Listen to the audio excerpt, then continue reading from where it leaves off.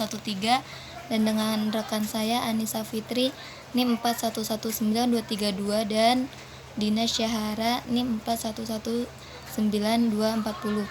Langsung saja saya sendiri ingin menyampaikan poin yang pertama, itu pengertian mustagholat.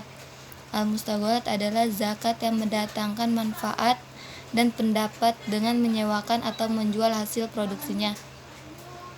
Al-mustagholat atau zakat investasi dikenakan terhadap harta yang diperoleh dari hasil investasi. Di antara bentuk usaha yang termasuk investasi adalah bangunan atau kantor yang disewakan, saham, rental mobil, rumah, kontrakan, dan lain-lain. Saya Dina Syahara akan mempresentasikan mengenai dalil hukum kewajiban zakat mustagholat. Yang pertama, dalil Al-Quran. Al-Quran membahas mengenai zakat dibagi menjadi dua periode, yaitu periode Mekah dan periode Madinah. Periode Mekah ada 8 ayat, sedangkan periode Madinah ada 24 ayat. Totalnya 32 ayat. Dari 32 ayat tersebut, 29 ayat diantaranya bergandengan antara kewajiban sholat dan kewajiban zakat.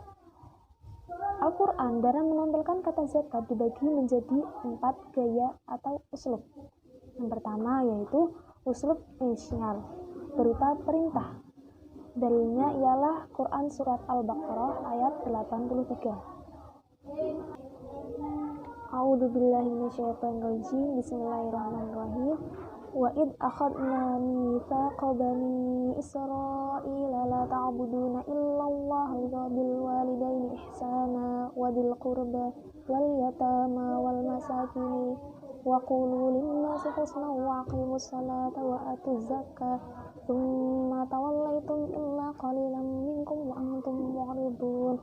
Yang artinya, dan ingatlah ketika kami mengambil janji dari Bani Israel, janganlah kamu menyembah selain Allah dan berbuat baiklah kepada kedua orang tua, kerabat, anak-anak yatim, dan orang-orang miskin, dan bertutur katalah yang baik kepada manusia. Laksanakan sholat dan tunaikanlah zakat. Tetapi kemudian kamu berpaling atau mengingkari kecuali sebagian kecil dari kamu dan kamu masih menjadi pembangkang. Yang kedua ialah uslub tauhid atau motivatif, yaitu suatu dorongan untuk tetap mendirikan sholat dan membayar zakat. Dalilnya Quran surat Al-Baqarah ayat 277. Innal ladzina amanu wa 'amilus shalihati wa aqamus shalata wa atuz zakata lahum ajrun 'inda rabbihim wala khaufun 'alaihim wala hum yahzanun. Artinya, sungguh orang-orang yang beriman mengerjakan kebajikan, melaksanakan sholat dan menunaikan zakat, mereka mendapat pahala di sisi Tuhannya. Tidak ada rasa takut pada mereka dan mereka tidak merasa bersedih hati. Yang ketiga ialah uslub targhib atau intimidatif, peringatan, di mana peringatan ini ditujukan kepada orang-orang yang menumpuk harta kekayaan dan tidak mau mengeluarkan zakat.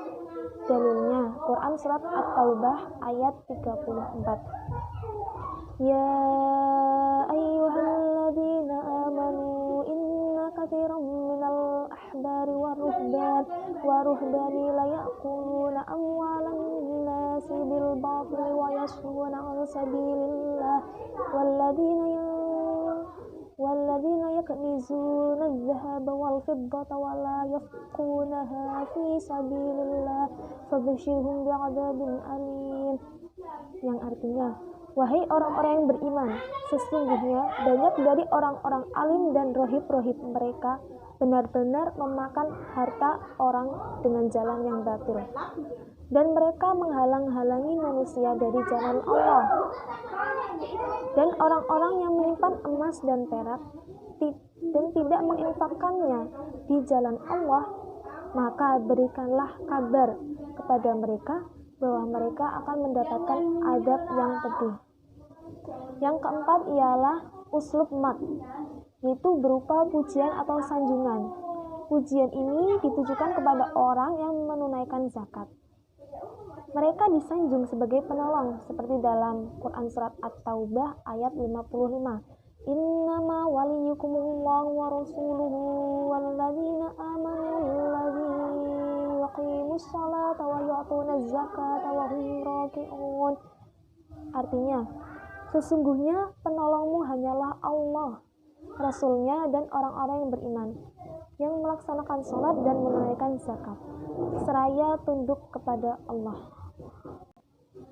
Yang kemudian ialah dalil hadis Nabi mengenai zakat. Bunyinya, bunyal islamu alal khamsin, syahadati alla ilaha illallahu wa anna muhammadar rasulullah wa iqamis sholati wa ita'iz zakati wal haji wa shaumi ramadan. Muttafaqun alaih. Artinya, Islam dibangun di atas 5 hal. Pertama, kesaksian sesungguhnya tiada Tuhan selain Allah dan sesungguhnya Muhammad adalah utusan Allah. Melaksanakan sholat, membayar zakat dan haji serta puasa Ramadan. Hadis riwayat Bukhari dan Muslim.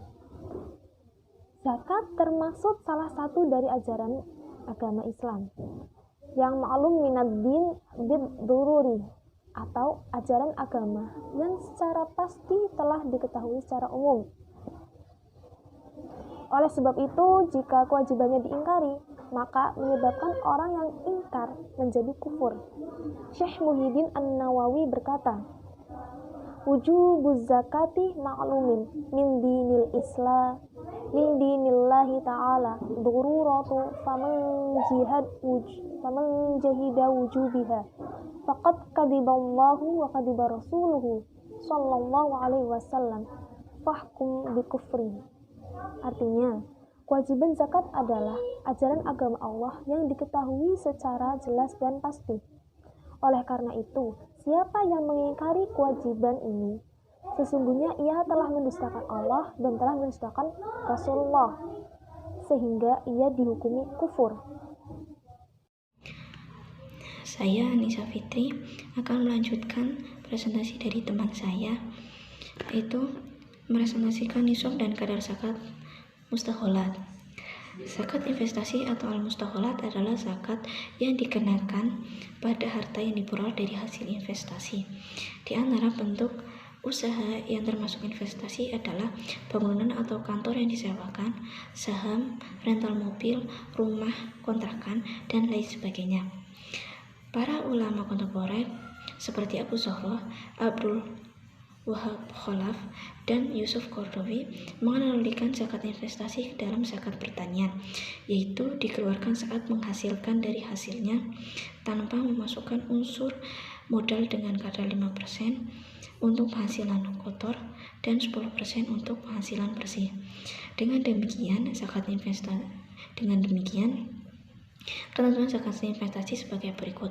Yang pertama, nisabnya mengikuti nisab zakat pertanian, yaitu sebanyak 5 ausuk atau sama dengan 652,8 kg beras dengan asumsi harga 1 kg beras sebesar 10.000, maka besar nisabnya sebesar Rp6.528.000. Yang kedua, kadarnya 5% untuk penghasilan kotor dan 10% untuk penghasilan bersih.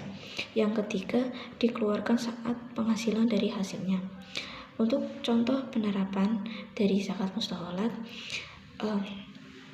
seorang menanamkan investasi atau melakukan investasi, yaitu yang bernama Isa Mustasir, menanamkan investasi sebesar Rp1 juta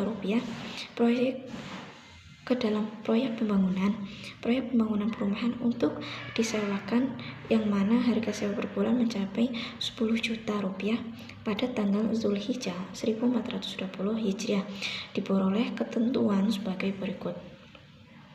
Yang pertama, biaya perawatan dan perbaikan selama setahun sebesar Rp11.100.000. Yang kedua, upah penjagaan per bulan sebesar Rp200.000. Yang ketiga, biaya Biaya listrik dan penerangan jalan yang dibayarkan selama 1 tahun sebesar 5 juta rupiah. Yang keempat, pajak retribusi yang dibayarkan selama 1 tahun sebesar 1.500.000 rupiah. Yang kelima, Musaki mempunyai pendapatan lain untuk menutupi kebutuhan hidup asasinya. Yang keenam, nisab sebesar 85 gram pada akhir haul, harga per gramnya 50.000. Yang ketujuh, kerusakan perumahan dihitung 2%. Yang kedelapan, Musaki mempunyai data dan daftar serta akuntansi yang teratur dan rapi. Untuk daftar akuntansi yang teratur dan rapi yang dibuat oleh Musaki sendiri bisa dilihat di makalah karena untuk lebih jelasnya dengan keterangan penyusutan dan kerusakan tidak dipotong dari harta zakat yang mana ia mengikuti dasar keuangan pendapat tersebut diperoleh dari Majmu' Fikih Zakat. Demikian presentasi dari kelompok kami. Semoga penjelasan kami bermanfaat dan tentunya masih banyak kesalahan dari kami.